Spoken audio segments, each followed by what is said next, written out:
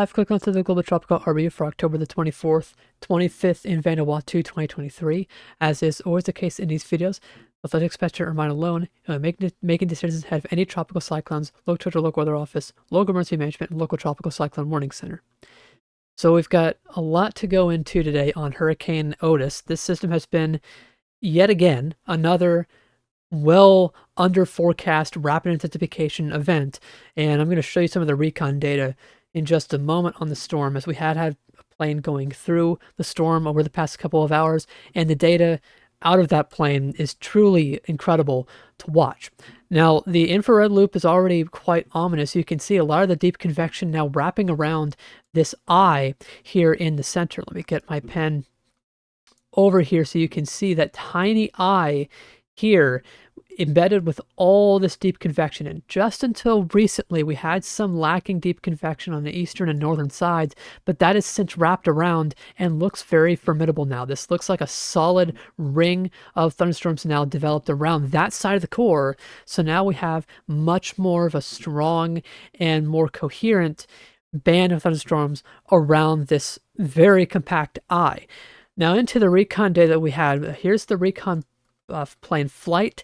You can see they made 2 passes. I'd imagine they might be done. They typically can only make 2 passes when they come out this far, as they have to go quite a far distance. But you can see just this amount of data was enough to give us really, really good insight on the intensification of Otis. You can see they came in here initially and found the pressure. The first pressure was, I think 1 millibar too high. I think the first pressure was about 971 millibars. You can see that here on this sounding from one of the drop sondes that they dropped. There are 2 things that I want you to pay attention to on this plot. One, the pressure. The surface pressure here was about 972 millibars. There was a 14-knot wind at the surface, so you can assume that it would probably be about 972 or 971 millibars. But also pay attention to the skew-T plot here in the center and how far apart these temperature and relative humidity lines are, or I guess dew point lines are, especially when I go to the next one, and also the relative humidity between each level as these drop zones drop through the troposphere. So we had that pass. Then we had a secondary pass, their most recent one, come through the southwestern and northeastern eye walls, and you can see 962 millibars on that, and the actual pressure turned out to be 961 millibars. So we had a 10 millibar drop in a little over an hour. That's an incredible pressure drop rate.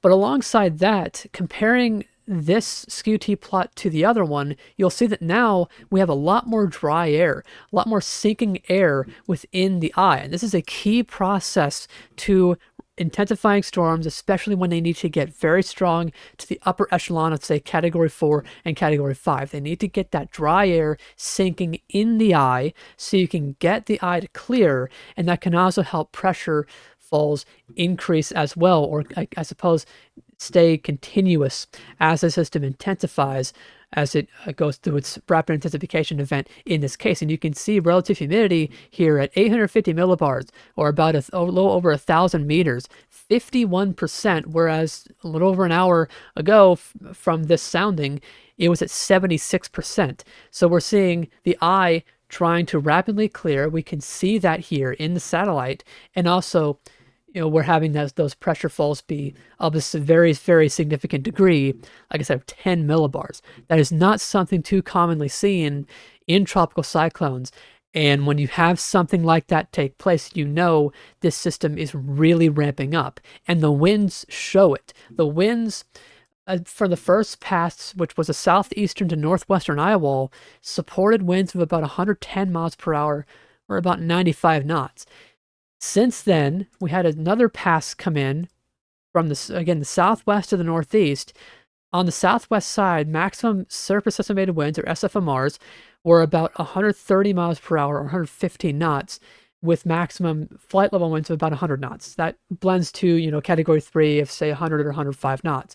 But on the northeastern side, we had 125 knots, or 145 mile per hour flight level winds, with 105 knot SFMRs. And if you blend these values together, you generally get support for 125 miles per hour or 130 miles per hour That's about 110 or 115 knots, making this a high-end Cat 3 or low-end Cat 4.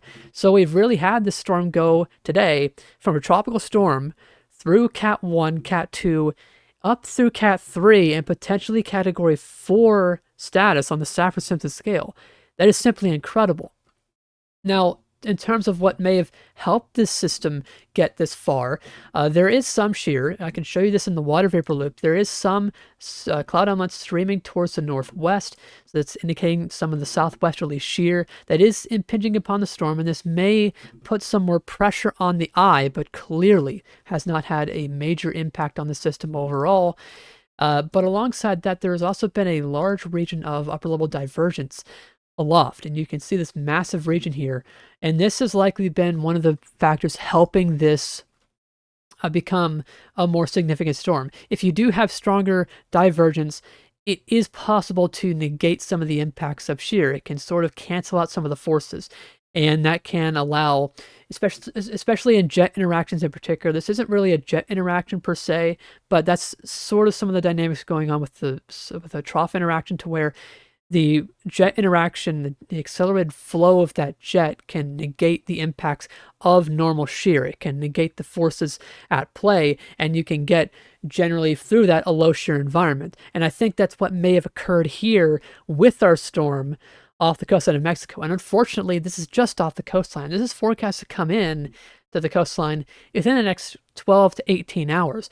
Now, I did start recording this right before the National Hurricane Center advisory came out, and they did go 125 miles per hour based on that recon data. And you can see their forecast here, keeping this a major hurricane as it comes in later, I guess, Tuesday afternoon. I apologize, I'm reading that wrong. This is the initial position for Tuesday afternoon. That's what it is now. But you can see by 1 p.m. Wednesday, it's inland. So we're looking at a landfall probably tomorrow morning, if not early tomorrow afternoon. And you can see they are forecasting more significant intensification. They are going for 140 mile per hour peak. And unfortunately, we have not had a lot of lead time ahead of this to prepare. Like I said, model guidance really did not see this happening too well. They struggled with this and with Hamoon last night. So unfortunately, now we have this surprise scenario of a Category 3 or Category 4 hurricane coming right into this area. And unfortunately, with the mountainous terrain, that can easily cause a lot of significant rainfall, a lot of significant mudslides and flooding. And alongside that, along the coastline, you can get very, very strong winds of potentially Category 4 force, which can be absolutely devastating. We've seen several cases before where Category 4 storms have brought devastating impacts to land areas. So if you're in this region, make sure you stay tuned to local emergency management very, very, very closely tonight, and stay tuned to the National Hurricane Center, as they're going to continue having these latest advisories for you. And I might have a video out either later tonight if something drastic happens, like I did with Hamoon last night, or I might have a video out tomorrow morning going over the storm before it makes landfall, as this will be a significant landfall event, and perhaps one of the more significant ones that we've seen in recent times. Fortunately, that adding to the list this year after Hurricane Lydia last month, or I guess it was this month as well. All right, we're now going to move to the southern hemisphere. We have Tropical Cyclone Lola still going in the Vanuatu Islands. You can see it is looking a lot worse than yesterday. The system is now in a much less favorable environment overall. The large outflow channel, I'll just go ahead and show you this, that we had, if you remember a couple days ago when I had that video come out, we had the storm sitting up here with a very well-defined outflow boundary coming right into the jet. And you can see now it's heavily restricted now, and we don't really have that well-defined and really strong of an outflow boundary. And now we have the storm feeling the effects of that quite significantly and weakening. Though unfortunately, this is still a pretty significant storm. This is the current forecast from the Fiji Meteorological Service. Their last forecast cone had it as a Category 4. I'd say it's probably a bit weaker than that, maybe Category 3 on the local scale, but that's still very significant. And unfortunately, we are seeing that pre-season storm come through here.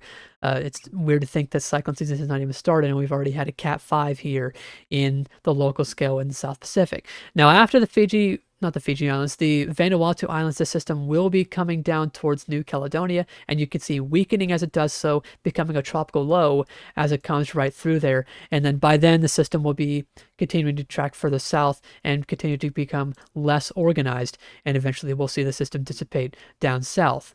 But you can see the cyclone warning in place here on this plot across much of the Vanuatu Islands, and now a cyclone watch for portions of New Caledonia and surrounding islands. And there is a large wind field associated with the storm here, especially the most significant being closer to the storm center all over the central Vanuatu Islands. So stay safe in Vanuatu as the storm continues to pass through. And I'll have probably another video out tomorrow one more time talking about Lola before we completely stop talking about this storm. But that's all that we've got for today. There are other systems active still. There is Tej. It's still technically sitting. I think it's either just offshore or just inland of Yemen. But that system is much weaker now. Hamoon did make landfall in Bangladesh, I believe, so that system's weakening. And Tammy is forecast to be, like I said yesterday, a non-tropical system impacting Bermuda, so we're not really going to be talking about that too much. The good news is things are looking to quiet down, at least for a little bit, over the next coming days as these systems die out. So we may have ourselves a quieter period here, and that will certainly be well appreciated after 4 storms that have rapidly intensified over the past few days. It's been an incredibly active period here across the tropics. But that's all for now. Thanks for watching.